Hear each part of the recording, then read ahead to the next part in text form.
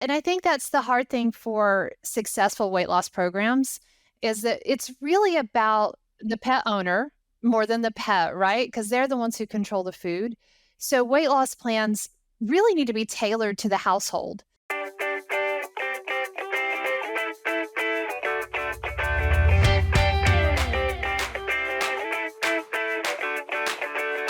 Hi, Dr. Rollins. This is the podcast that we were talking about, and I'm so pleased to have our conversation today. I'm hoping to get to know you a little better and to hear about pet nutrition from your perspective. I wonder if you could start. Can you give us just a little background? And I know you're at the University of Tennessee, and you've done a number of things, but could you tell us first about that?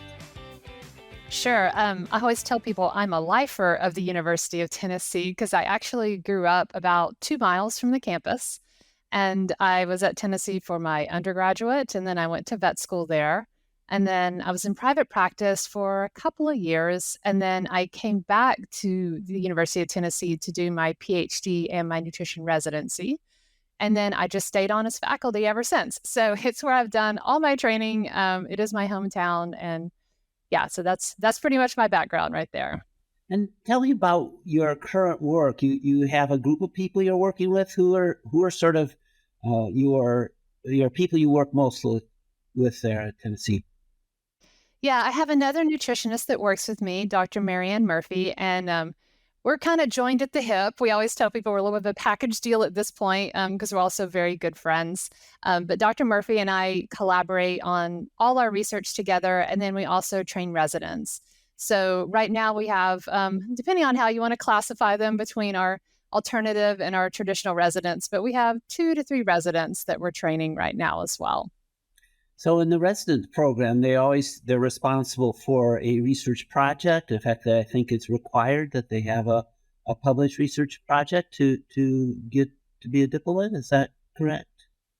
That is correct. Yeah, we have them do an original research project, and then to actually finish getting their board certification in nutrition, they have to have that published or a paper published. So can you tell us a little bit about, you know, currently what projects are very exciting in your lab today, and then we'll look back at maybe some of the things that you've done in the past. Sure. Well, we've got a strong focus right now on pet obesity. Uh-huh. And so we have a obesity center that is funded through Royal Canin, and it is free for pet owners to bring their dogs and cats to our center for obesity treatment. And from there, we're able to do some research projects. So one of my residents is looking at using falciform fat on a lateral radiograph as a way to estimate body fat in cats. We're also looking at some things about pet owner motivation for weight loss programs with my other resident.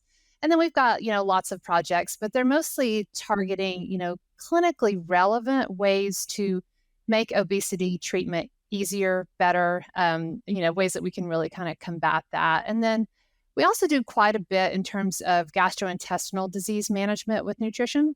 So we also have a couple projects where we're looking at that as well. Obesity is just such a huge problem for people as well as pets, isn't it?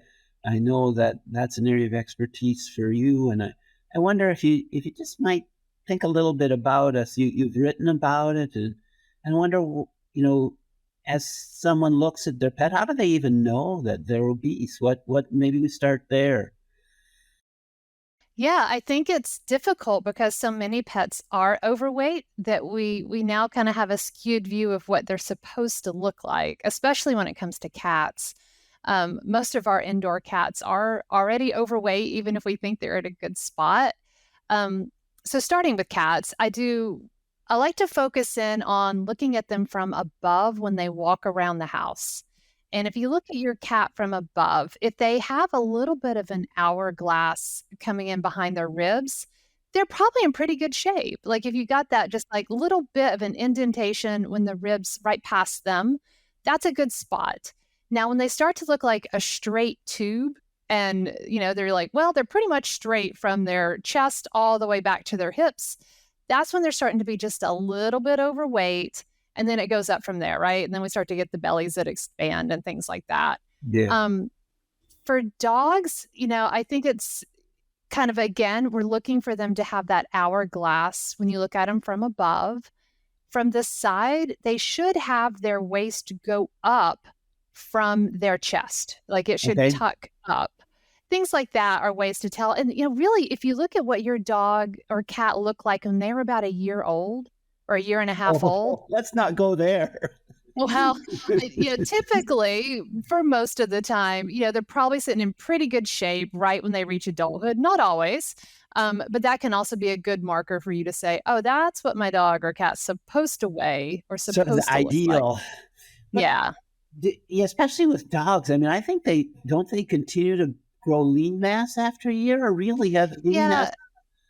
And high. it depends on the breed, of course, right? If we're looking at a Great Dane, well, they're definitely not done when they're a year old. But, a Chihuahua, yeah, they're going to be pretty well filled out by a year. So it is a little bit of breed dependent.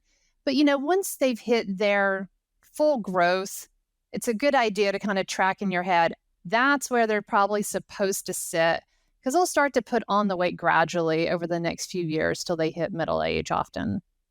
And then, in my experience, the middle-aged pet seems to actually be perhaps the heaviest, and sometimes they tend to lose weight as age goes on. Is that your experience, or do you see?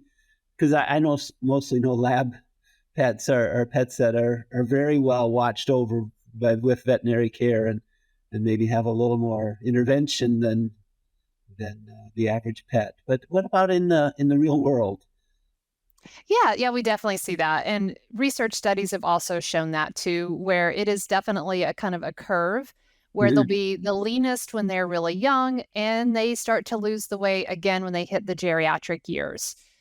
It's like people. We often see geriatric humans start to lose weight, lose muscle Yes. mass, go into some of that Yeah. sarcopenia. Yeah. So it Significant mimics problem, that. isn't it? Yeah, it's that struggle I have as a nutritionist with my geriatric patients of maintaining their weight, maintaining their lean mass, but then when they're in the middle age is trying to manage the obesity aspect. Well, talk to me a little bit, if you would. And of course, I think people are interested in it. Is it a problem? I mean, I have this pet. They seem happy. They like to eat. I like to feed them. Um, it, is low obesity really a problem for them? I kind of know the answer, but I want to talk to you. I want to talk to you about it. Yeah, they can be kind of cute, right? But it is going to shorten their lifespan. So there was a seminal study done in Labrador puppies where they followed them out their entire lives. And these dogs were paired up when they were puppies into being like a very lean group versus a really just mildly overweight group. They weren't obese, they were just a little overweight. Well, because And they the dogs, restricted their food too. They didn't exactly, let them right? eat They all weren't they allowed to eat wanted. everything. Yeah. Yeah. But even that difference, that small difference in their body condition, the ones that were leaner lived on average roughly about 2 years longer than the ones that were overweight. And a lot of that has to do with orthopedic disease is extremely subject to having that excess weight. So our patients that are obese, they have more orthopedic disease, more pain as they get older. Yeah. So they may do okay when they're younger, especially if they're just kind of a little overweight, but it really starts to hit them in those older years, which leads to earlier euthanasias. Other things with being overweight is it's actually very difficult for a veterinarian to do a good physical exam on Oh, an that's obese interesting. patient. Mhm. Yeah, so it's going to be hard to pick up cancers and masses. It's hard to palpate that liver to know it's enlarged. So you just start to lose a little bit of your diagnostic ability. They're at higher risk for anesthesia. You don't really want to anesthetize those obese guys. And skin disease is more common, especially in cats. They can't groom themselves as well. So a whole host of problems, Sure. plus the systemic inflammation that's there with obesity that may contribute to a lot of other disease Yeah. processes. Yeah. Seems like fighting that overactive inflammation is just a huge component of aging, isn't it? Yeah, yes. Tell us about things we might do. You've written about it, and it's your area of research, and it's just more than calorie. It's not less than calories in, calories out. do that foundationally. Second law of thermodynamics still true, but it's more than that, isn't it? Yeah, and I think that's the hard thing for successful weight loss programs is that it's really about the pet owner more than the pet, right? Because they're the ones who control the food. So weight loss plans really need to be tailored to the household. We need to, preemptively be asking, what are the barriers you think you're going to run into? Is it that you have multiple pets? Do you have a parent living with you with dementia that feeds the dog all day? So it's taking the time to really, troubleshoot in the beginning. And also it's about making sure our owners are ready for it, kind of bringing them along and as a partnership and more about, do you want to talk about your dog's weight? After you kind of acknowledge who's the problem, you kind of have to have them say, yeah, I'm on board. So it's hard to Yes. do an effective plan if they're like, I don't really care. And you're like, well, I don't think it's going to work. So Yeah. things like that. It's, the partnership is important between the pet owner and the veterinarian. I've often heard veterinarians say that sometimes, especially maybe with pet owners that are overweight, that this is a very difficult conversation. Has that been your experience, or how has that happened in your space? Well, I think the best way to approach that is that, of course, as a veterinarian, if you have an overweight or obese patient, we do have a responsibility to acknowledge it and to educate the pet owner that their pet is overweight. But you don't have to use terms that might feel uncomfortable in the room. You can always be like, hey, Fluffy did weigh 7 pounds. Now Fluffy weighs 11 pounds. Fluffy, I think, was healthier at 7. So there's things you can say to acknowledge it. And then I think after you educate the owner that there is a problem with their pet's weight, then that's where I think it's nice to say, would you like to talk about ways we can get Fluffy back to a better weight? Or would you like to discuss a weight loss plan and ask that permission? And so that way, if the pet owner doesn't want to, you don't have to continue that conversation for long if you don't want to, but you need to address it, but be sensitive to it. But I find oftentimes pet owners who are overweight are struggling with their health in a lot of ways as well, especially with like joint pain and things. And they often actually want to do better for their pets. Some of my best clients have weight issues themselves, and they want their pet to feel better. So I wouldn't be afraid to have the conversation, but be sensitive about it and ask permission to move forward with it. Once was involved with a research study where we had dogs losing weight, people losing weight, and dogs and people losing weight together. And of course, the most successful group as far as staying to the end was that partner sort of somehow that partnership was of value in bringing the successful weight loss to both. So it sometimes is kind of a, like you said, it's that both and rather than either or in this fight, isn't it? Yeah. What do you think about nutrition? What might you recommend? I think a lot of clients will be interested. Clients, that's what term. A lot of people are interested in, your recommendation for what you would want in a beneficial aid in the management of obesity food. Yeah, I think it depends on what stage of a weight loss kind of plan you're looking at. For patients that really need pretty significant calorie restriction, I do like the therapeutic weight loss diets because they're going to be formulated higher in protein, which helps with retention of muscle mass through a weight loss program. They're also going to be fortified in our vitamins and minerals because oftentimes these patients are eating quite a bit less than what a typical dog food's formulated for. So that way we can avoid nutrient deficiencies during the Can we weight loss talk about program. that a minute? Because I Sure. think a lot of people would say, well, why don't I just, Fluffy lost the food they're eating now, they're eating too much. Why don't I just have her lose weight on that food and feed her a third of what maybe she'd want to eat on a normal? But I know she'll lose weight, and you and I know she'll lose weight too. But why do you not recommend that? I think talking about that will be of value to people. Yeah, well, so I think about energy requirements of dogs and cats using kind of a base equation for what we call resting energy requirements. And then I put life stage factors onto that. Sure. How active are you? Are you losing weight? Things like that. So if you think about a typical dog food is designed for dogs that eat a life stage factor of about 1.6. Okay. Now, when we move into That's a weight good loss factor, program, isn't it? yeah, That's a 1.6, starting something like point. We should say each individual pet needs to move around that, even within that, but that's the starting point. Yeah, good. yeah, yeah. So that's roughly where they're going to formulate for. And then for a weight loss program, though, I might have a patient on a life stage factor of 1, or maybe even eventually moving down to like zero point 0.8 as they start to lose weight and plateau. So they may be eating half the amount of food that over the counter typical dog food's designed for, which means they're getting half the calcium, half the phosphorus, half of all those nutrients they need. And so that's where I start to say, if I'm going to be feeding a patient a life stage factor that is going to be pretty low, like a 1 or lower, they really need something therapeutic Sure, to avoid sure. deficiencies. Now, if you have a dog where they can still lose weight eating something a 1.3, 1.4 life stage factor, I don't have a big problem with using a typical dog food. For me, it's really about their metabolism. Mhm. Those that have a slow metabolism that really need restriction really need that therapeutic weight loss diet. So would you say then that, as nutritionists, we often scale all nutrients to energy because we think energy is a good predictor of how many grams they're going to eat that day. So then that scaling needs to be shifted for that therapeutic food. Is that right? Is that what you're saying?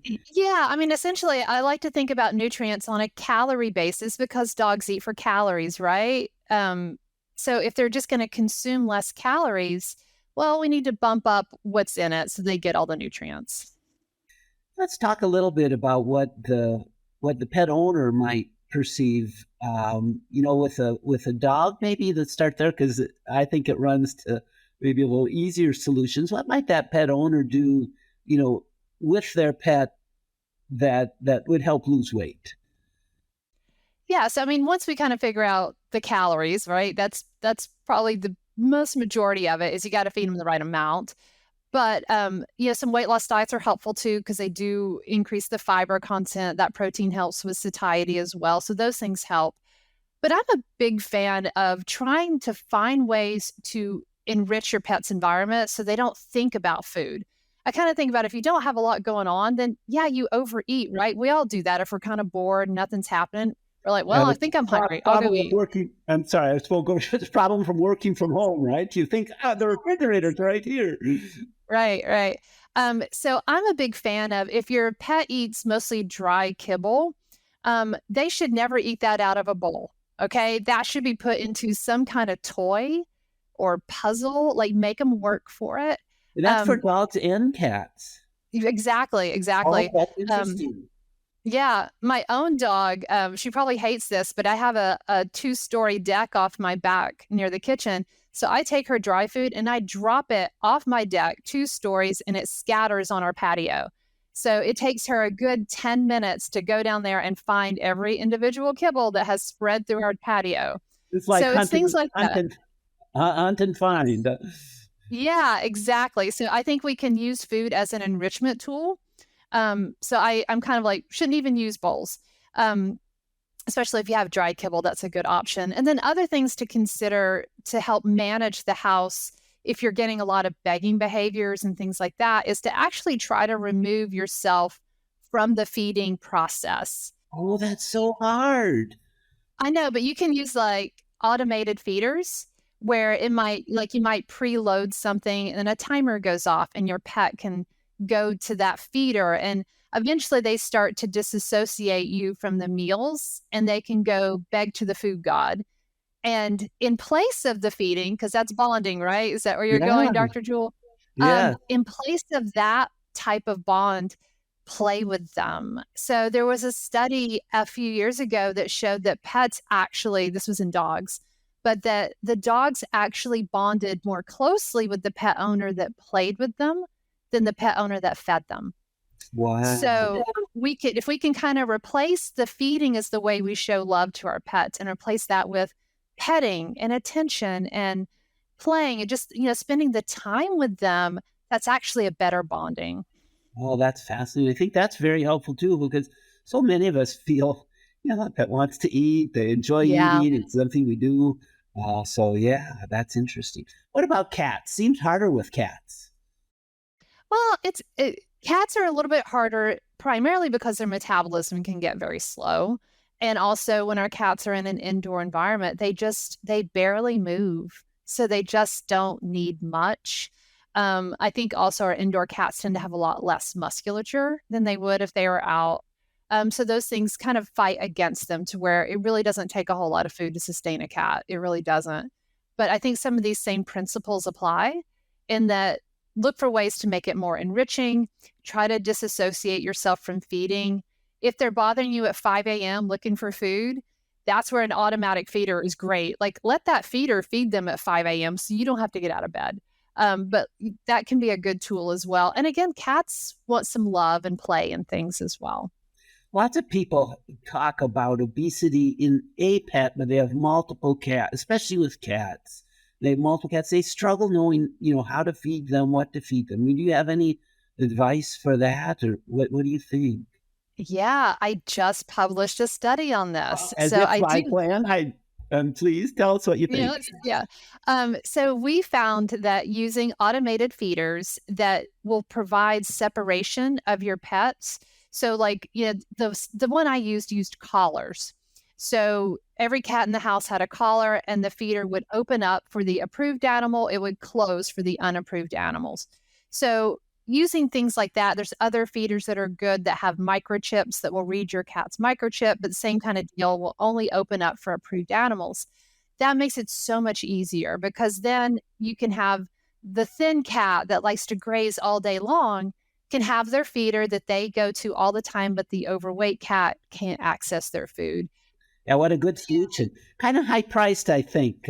How does that work?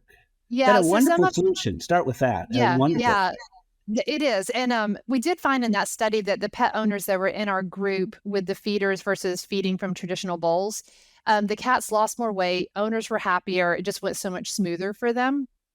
But yeah, these feeders, the two I'm most familiar with, they're going to run somewhere between about $150 to $250. Okay, not So not it's an terrible then. investment. Yeah, Not terrible, but if you do need like two or three of them in the house, it can add up. But these are also helpful for disease management too, if you have like food allergies in your house and things like that. But you can also get, there's other ways to separate, right? So if you have a thin cat that can jump higher than maybe the overweight cat, you can put their food on like the washer and dryer. And sometimes the overweight cat can't get up there. You might be able to do some kind of Rubbermaid or, kind of big plastic container that has a small hole that the thin cat can fit through to access food and the bigger cat can't. So there's some other creative ways you can kind of do that separation also. sure. Oh, that's fascinating. Well, what do you think if you were to advise one of your residents and they said, I'm interested in this area, pet nutrition. I want to see, advancement. I want to look at how nutrition can be improved. What if you look out, what might you suggest they be looking at as Oh, far as that's a obesity? really obesity. I would say that's a very broad question. No, I'm Um, still in obesity.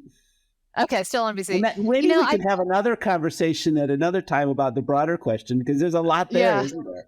yeah, yes. Well, that's a lot to unpack. But in terms of obesity, I think it really comes down to working with the pet owner to find something that is easy for them. Change as few things as you have to in their daily routine. Like we all know change is hard, right? And this is why weight loss is hard for humans is changing those routines. Any habit change is hard. So try to make it as easy as you can and it's not going to be a one size fits all, I think for weight loss and obesity management. It really comes down to the individual house. So with that one size not fitting all, is that I have an opinion, maybe I'll just say that and ask you a response. That perhaps one food might not be the best food for all pets losing weight. You might have success, in that cat food. Maybe you want a high fiber food or maybe a high protein food or maybe even a food with ketogenic. What do you think? Is there kind of a set within a pet for a particular food that would be most successful, or how do you feel about it? Oh yeah, everything with dogs and cats is, never one size fits all, right? So you do have to find, some therapeutic diets might be too much fiber, and our pet's going to the bathroom at 3 in the morning, and that's not ideal. The pet may not like the flavors of a certain brand, so certainly you may have to try different things. Um, and so it's also texture. When you think about cats, especially, it's like you got to go with what they will eat in terms of whether it's dry or canned or shredded and all of those. So, yeah, nothing is really ever a one size fits all because they have taste and texture preferences just like humans do, where they like certain things and other things they don't. What do you think about is palatability a problem for obese pets, or is it really more all these other things we've been talking about? Is we always wanted, when I was doing nutritional design, we wanted the best tasting food, and yet, what do you think? Was that a incentive for some pets to overeat, or what are your ideas? Yeah, I mean, I do sometimes have a problem with it, right? Because it's like if you make it taste so good, especially I think cats are often fed ad libitum by their pet owner. And so if you do have these owners who just leave dry cat food out all the time and it is the most palatable thing that a pet food company can come up with, well, that's going to be hard to offset, right? So I am a little bit, as an obesity researcher, I'm kind of like, well, I don't know if I need the dog to inhale the food as ravenously within 10 seconds as they can. If it takes them 5 minutes, I'm okay with that. So I think that is a little bit of a challenge. Yeah. Yeah, and you've spoken about some of the ways to mitigate that, right? So you have these puzzles or this method you have of dropping the pet food, which I'm sure not everyone can accomplish, but it Right, works right. really well. So that there's this great tasting experience, and yet some control of intake. And I'm guessing, at least my experience is in both dogs and cats, in the end, intake control is probably needed for optimal weight, especially if you look at that study you referenced where they were hungry. I mean, those pets were hungry when they were living longer. Yeah, yeah, yeah. Especially dogs typically need control. Of course, there are some breeds who just kind of eat to live and they will barely eat what they need to survive. But majority of dog breeds, yeah, they're kind of designed to eat what they can as much as they can, from kind of that ancestral type of food motivation there.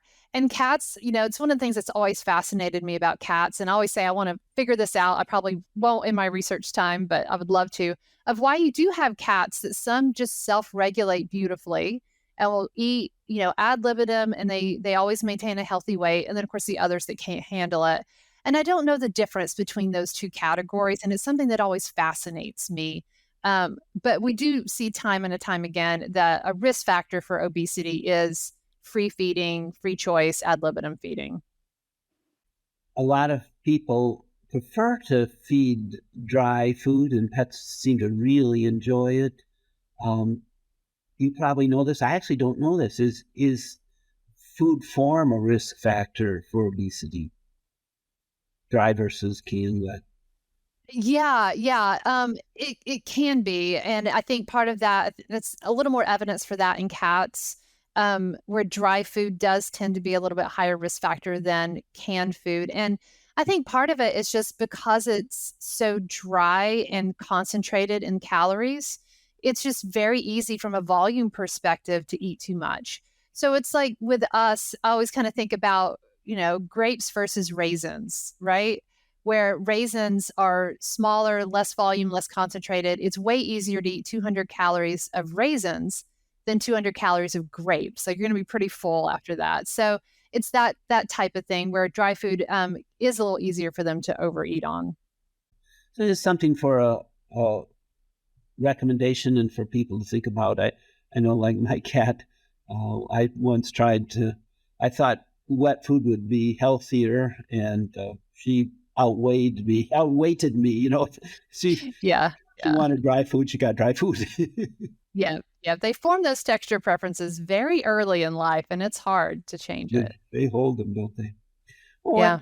while we're still here and just looking at the obesity area and area of research, is there anything else you kind of thinking about that you'd like to bring out here? Have we covered all?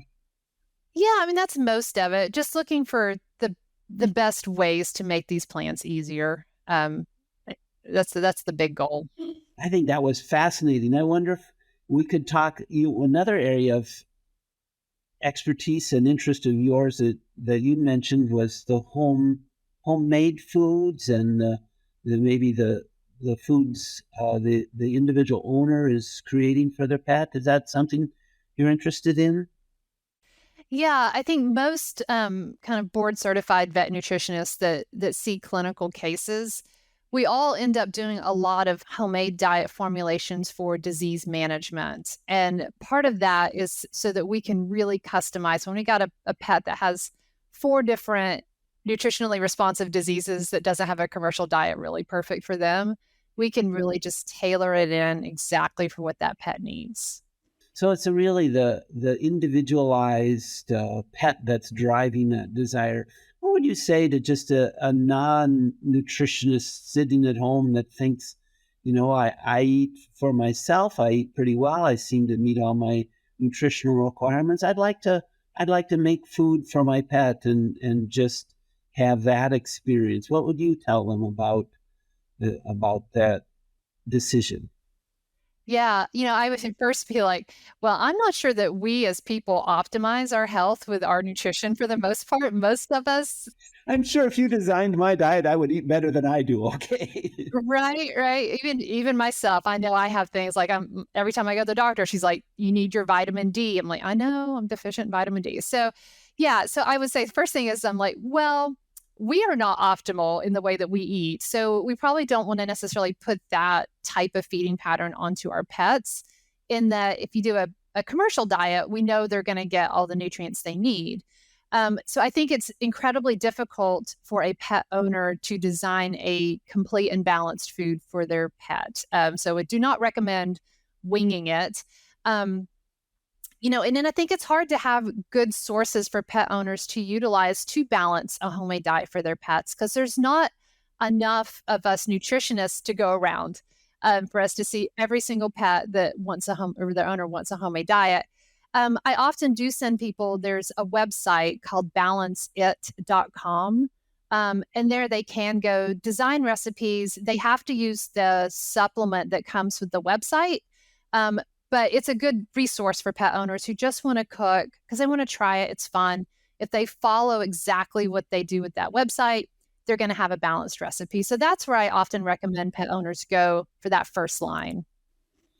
What do you think about, as you look at the pet foods, you've talked quite a bit about changes with exercise and changes with intake associated with weight loss. As you look at the pet spectrum of foods out there, do you have as a nutritionist any sort of thoughts you could say, I sort of look for these things, say, this is a food I might recommend. What might you look for? Or is that another broad area that we should leave? Well, I'll just say it's hard because even when I do like continuing education talks or I teach my students, I always tell them like I can't walk into a pet store and walk down the aisle and tell you that a pet food is a good pet food. It's very difficult with the information that's provided on a label. You can't really assess like the quality of the ingredients and things like that from an ingredient list. Sure. So I think it's a really hard question to answer. And I think most nutritionists, we often end up having to rely on company reputations, or if we know a company is working with one of our colleagues, I might feel better about that company, things like that. But it's a challenge to really kind of just know if something's a good quality food or not. Yeah, I think many people don't realize that the uh, names we use to define the ingredients are fairly broad, and so that you can get a high quality or low quality. I don't know low quality, but you can get a range of qualities associated with the same name, and so that certainly is troubling. Or I don't think there's a solution, but it's something to think about. I wonder, one of the things I'd hope to talk to you about, I think we have a little time, we might just shift to that, is, you've worked with a number of teams, you've worked both as a sort of team member and team leader. Just independent kind of your veterinary nutritionist status, what would you look to for success if someone wanted to work on your team? What would you be looking for, or just in general, what makes a successful group that you could tell us about? Oh, I think we always look for people who play well with others. I think, just being kind is always kind of step one of things. But, it's creativity is always helpful, I think, in this type of environment where we're trying to manage diseases of pets on an individual basis. And nutrition is hard. It's rarely black and white. It is often gray. And a lot of it's kind of almost a gut instinct for that individual pet of, well, that didn't work. I think I'll try this now. So I think having that ability to think outside the box and be creative is a really nice skill for a nutritionist to have. Um, but looking for if people want to specialize as a nutritionist or veterinary nutritionist, in terms of residents, I'm usually looking for people who are, of course, hardworking, organized, have a passion for it. Those type of skill sets. Sure. Is it a good career? I mean, you seem to like it. You sure enjoy your work, but as you talk to students who are thinking one way or the other, what do you tell them about being a nutritionist? I think we're on the cusp of exploding, but we're just not quite there yet. But generally, nutritionists are going to fall into a couple or about three different job categories. Most of us currently work in industry, and most of my residents have eventually made their way into the pet food industry as an employee there. You also have academics. Unfortunately, we don't have enough nutritionists in our veterinary schools. That's something that I think is woefully understaffed. If I can get on a soapbox, No, it's I'm like, on that soapbox too. Yes. yeah, every veterinarian needs to understand nutrition on their daily practice, and we have very few vet schools that employ nutritionists. So, but academics is another place. And then we have clinical nutrition, and I think that's the area that is untapped, where we have pet owners want nutrition. They value it. They want that for their pets because we're kind of understanding more about how nutrition is preventative and can aid with all kinds of health. Um, but we haven't jumped into specialty practices effectively. And a lot of that has to do with the fact that we are charging for our brains. I always say that, if I walk into a specialty hospital, all I need is my computer. I don't need an MRI. I don't need a surgical suite. I don't have to have endoscopy. I just need a laptop. And so it's hard for us to charge enough with the overhead that often comes in specialty practice. So the demand is there from the pet owner. I think our profession still needs work to figure out how to effectively earn a living from that. But I think it's going to happen. I'm optimistic that that's going to be a big area of growth for us. Well, it's pretty exciting. I think nutrition is a very exciting area, of course, and like you said, that to come is probably as great or greater than what we've done. So it's got a lot of opportunity. Well, I sure have enjoyed speaking with you, and I hope we get back and delve sometime later into some of these other things we haven't had a chance to today. But I think we've had a good talk. I sure have enjoyed it. Well, thank you. I really appreciate you inviting me to come on and chat about nutrition. I love it. So Let's plan on doing it again. sounds good.